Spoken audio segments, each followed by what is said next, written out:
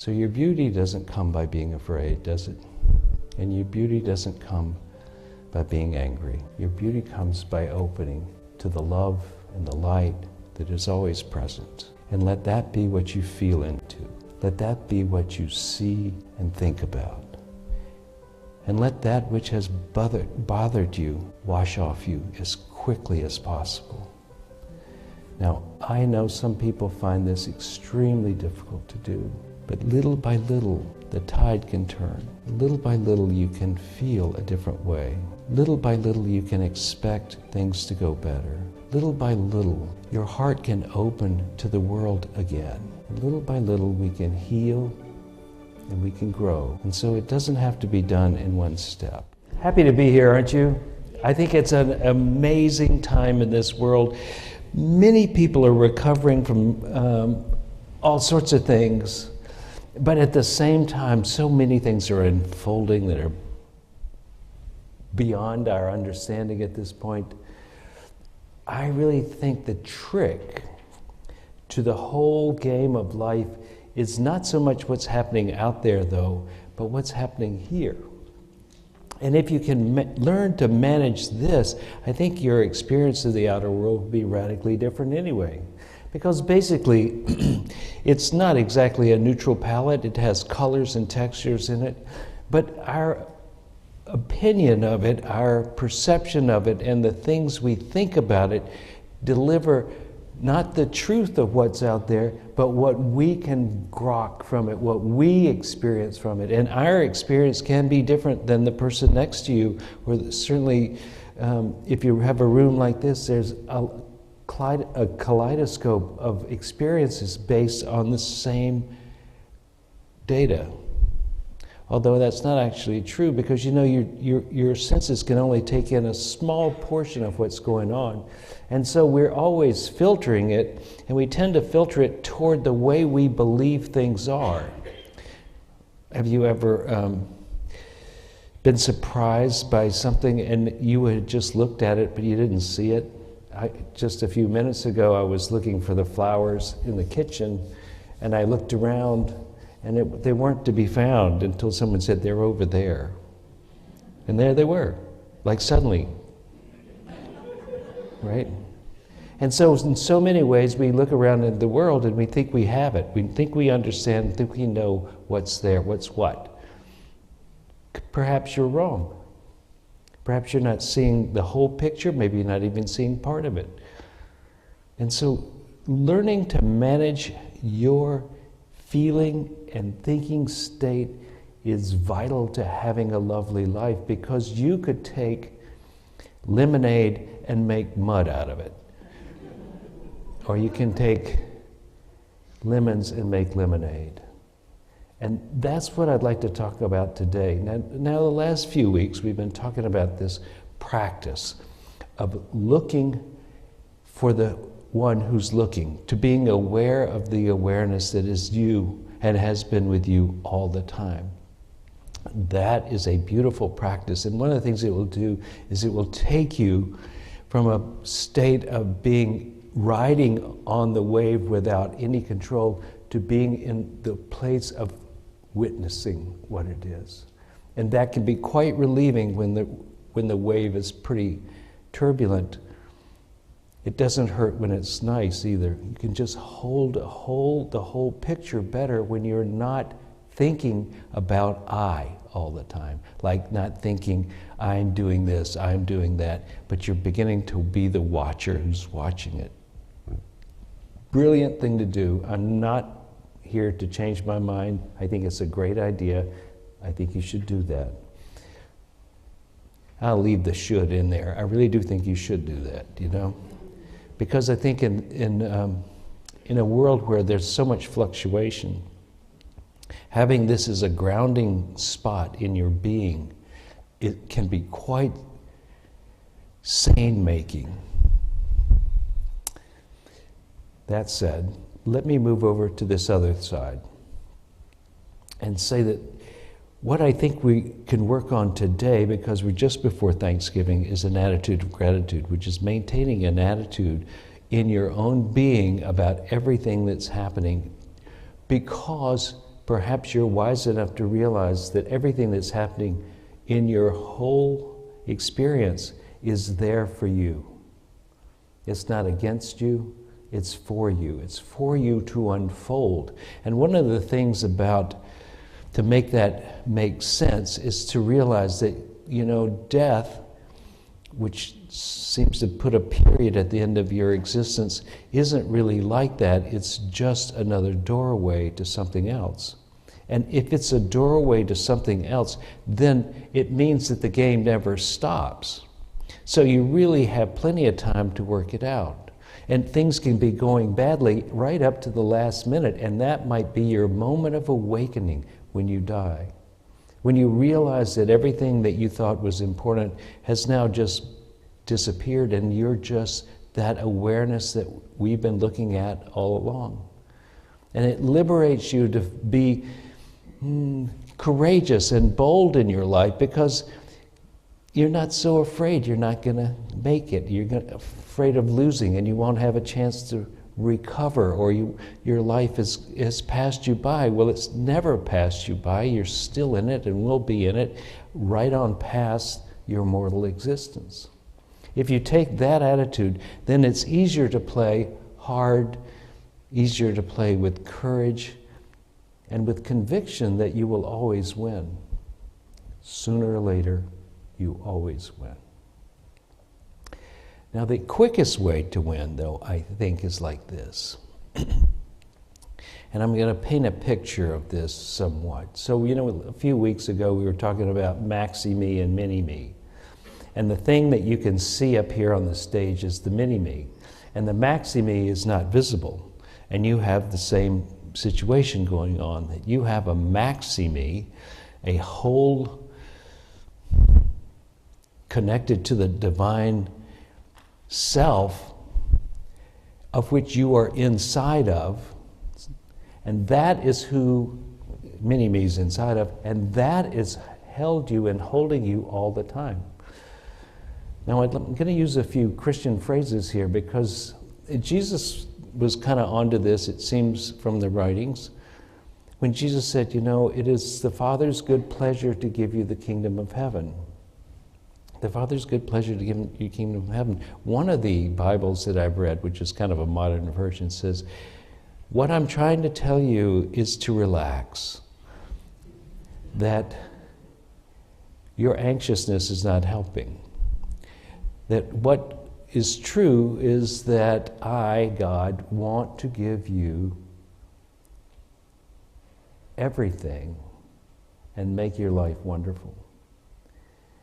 And what is holding me back from getting it to you is it has to come through you, or you at least have to be in agreement with it. And if you're busy being anxious, it's hard to give you everything you want, because what you're saying is, I'm practicing anxiousness, please don't bother me with a gift. I'm too busy wanting to have. I'm too afraid to enjoy. And so what can get through to you is limited not by the Father's good wishes, but by your state of mind, your willingness to be in alignment with that, your voice that you're speaking is only going to be echoed back to you. So if you say over and over, I wish, I want, I lack, I'm unhappy, I'm anxious, I'm frightened, I am resentful, I'm angry, I'm the victim. If that's what you shout out to the Father goes, wow, that's a strange order. Fast food, though, here we go. Everything you want, dialed up according to your wishes. Not so much your normal wishes, but the way it sounds to the divine. It sounds like that's what you're after.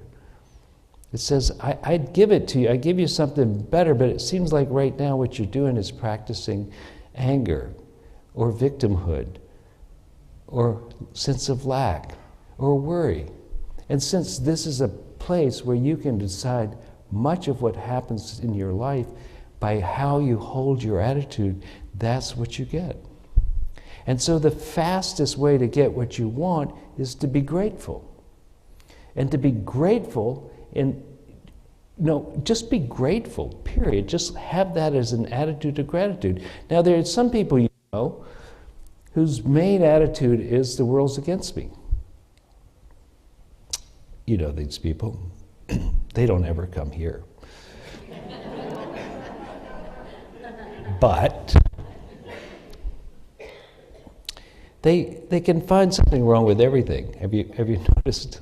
They can find something wrong with everything. They are very worried about the nature of everything is going to hell in a handbasket. And that's what they want to talk about. And it is kind of a bummer to be with them unless you get on the same wavelength and then you practice being angry. That's kind of fun. And then there's some people who take that in another way. They don't do anger. They go, I'm a victim of everything that's happening to me. That happens, right? Why is this happening to me? If you ever hear yourself saying, why is this happening to me? And you don't say, because I did something, you are wasting your time. Because you are the one that is the central character of your life. And you have put yourself in every position you've ever been in. And I can say that because I've never done anything that put me in danger. And I've never made a mistake either. I've never been punished. So just do your best to own the world as it is with the attitude that it's in your favor. That if you're doing something that's going the wrong way, the consequences are pushing against you to wake up to it. It's like one of the things I think is really difficult with children is when they never have any consequences for what happens. You know, there's nothing, then they just go wild, right? They're just wild children. If they can't be said, if you do that, this is going to happen, and then they do it and they don't have any consequences, then they get, oh well, at least I know my dogs are that way. And I just want to say what we're really after here is taking ownership of your life. And there is a collective consciousness and there is all that goes on, but in this bracket of existence, which you are, in the totality of all that is, if you're in this bracket of existence, this is your area to manage. And the way to manage it is to manage what you think and what you say and what you feel. And if you do those, you set up the conditions for that which can give you anything to give you the same thing. So go out there and seek to prove that you're a victim, and there will be tons of agreement. Seek to prove that you have been wronged, and there will be tons of agreement. Feel helpless, and there will be a ton of agreement.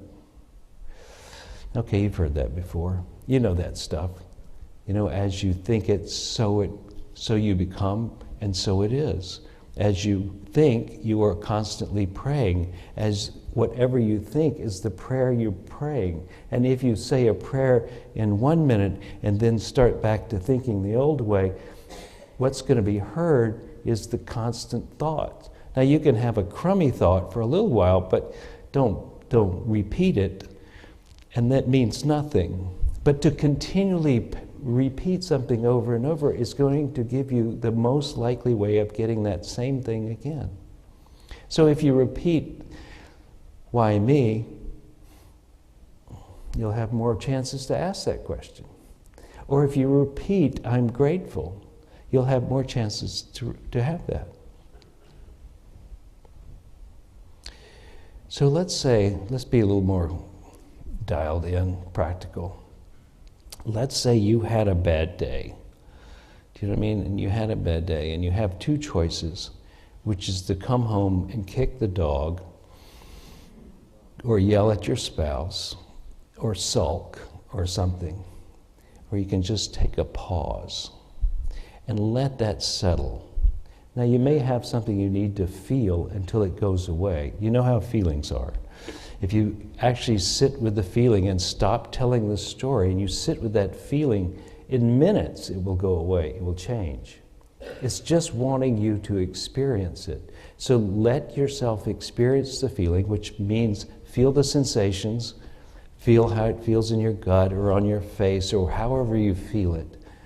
Feel that, and as you feel that, it dissipates. And now you can move to another place. I'll tell you another similar thing that happened to me. I was driving my car. I have a stick shift. It was dark night, a few nights ago. And I put it in neutral because it looked like traffic would be stopped for a while. But I guess I put it in neutral and didn't put my foot on the brake, so I'm rolling back very slowly, but rolling back up, imperceptible to me. And this woman behind me starts honking, and then she hits me with her car.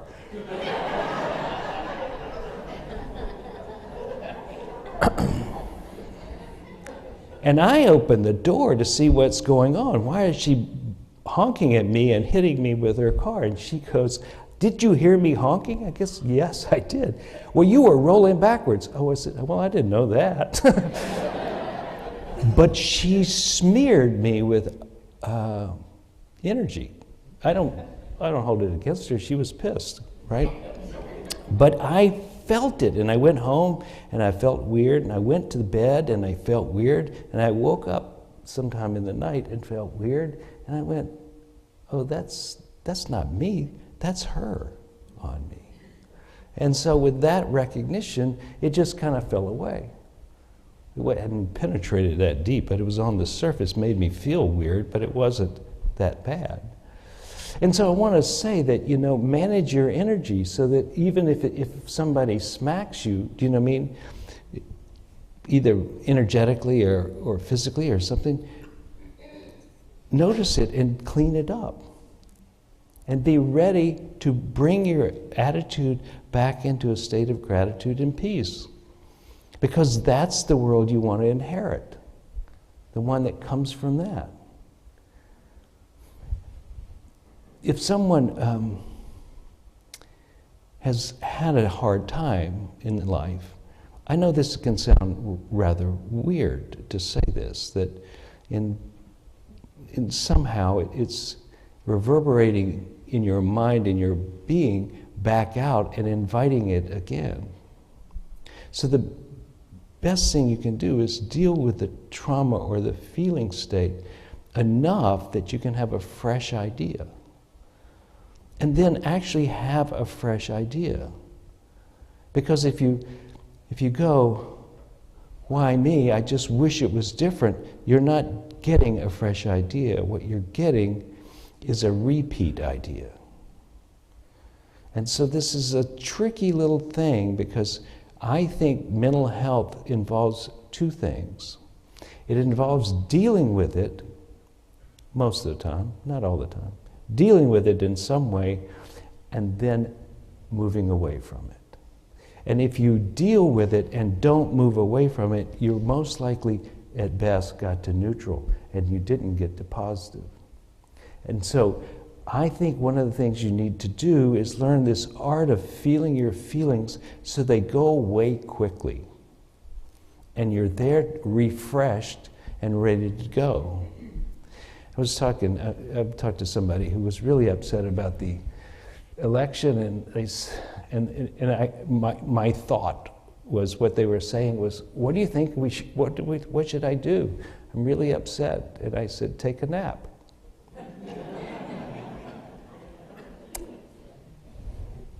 First of all, it's out of your hands. It's not something you can deal with today, can you?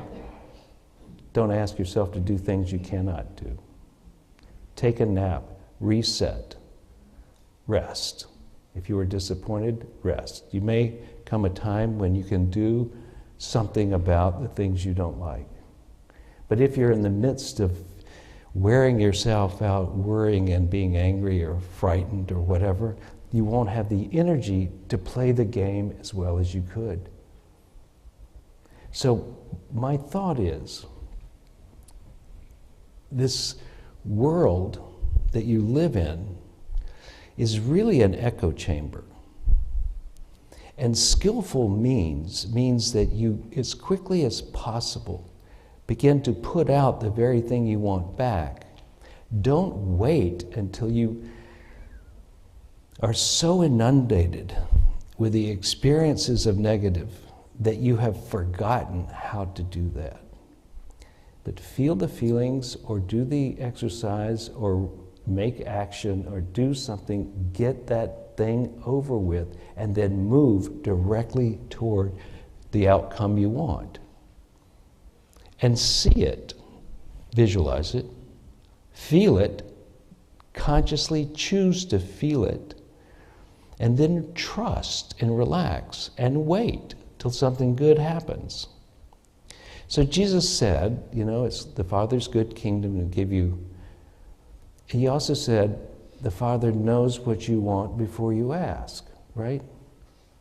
He knows. So it's like they want you to do it, and He knows what you want, right? So if that's the case, what's to worry? Just make agreement with it. Agree with that. Okay, I'm going to agree that I'm getting a lot of what I want at Christmas. I'm going to be happy about whatever happens because I'm choosing to be happy and not anxious. Right? Let that be your game plan. Let happiness be your plan. Let gratitude be your attitude. Take your mind off what's not happy and put it on what is. There's plenty of time for you to come back and be unhappy. But take a lot of time in the day to focus on the beautiful outcome instead of what you didn't like. And accumulating over time a higher sense of vibration because you're enjoying life more, because you're looking at what you want to see rather than what you don't want to see. Bring your vibration up and the world begins to agree with you as well. Get happier.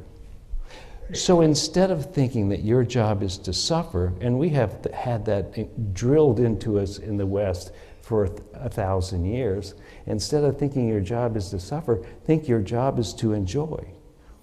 And think if you enjoy, you're a much better person to be around. Aren't you? When you're in the dumps, are you much fun to be with? When you're angry, does anybody want to be in your field? They just want to get away from you. Be happy. And let that be what guides your actions.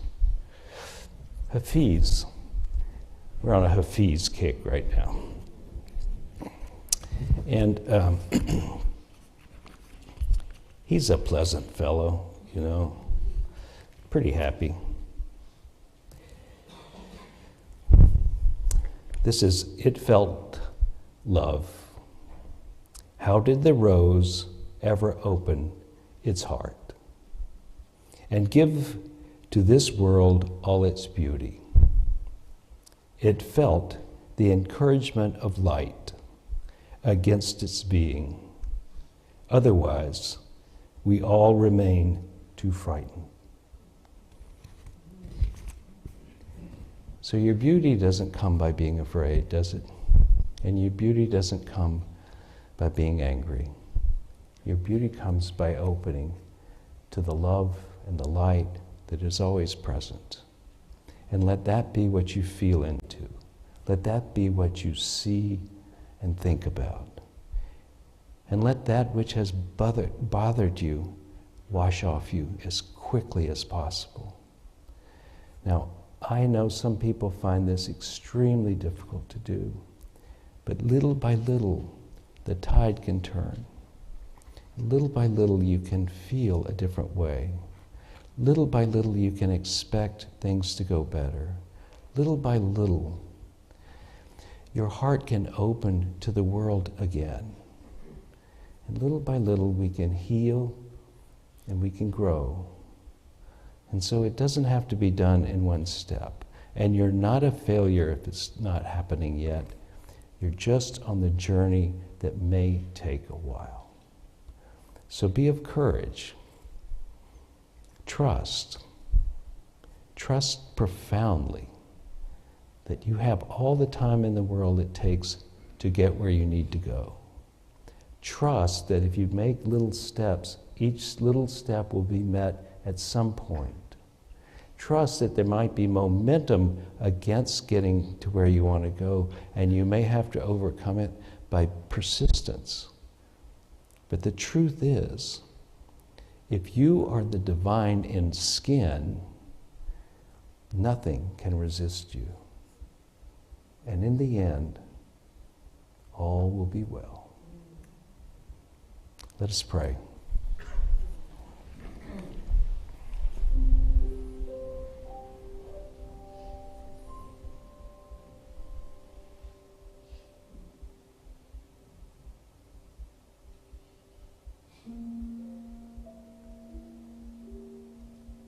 If you have anything you need to feel before we can move on, perhaps you can feel it now with no story. Just feel it.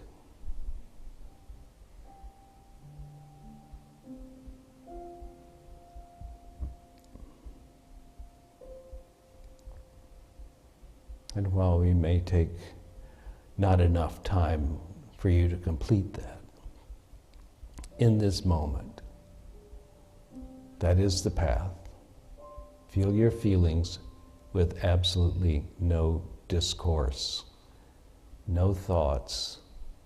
Just pay attention to the feeling.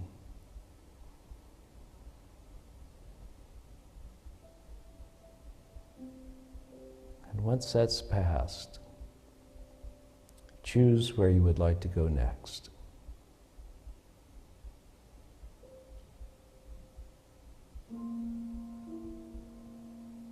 And to the best of your ability, see it.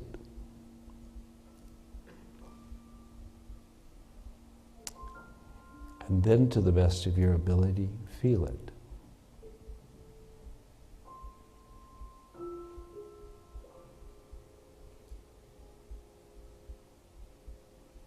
And then own it.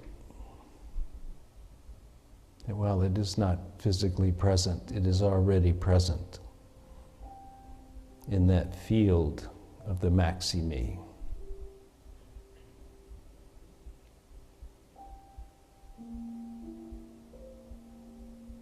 And now trust and be grateful.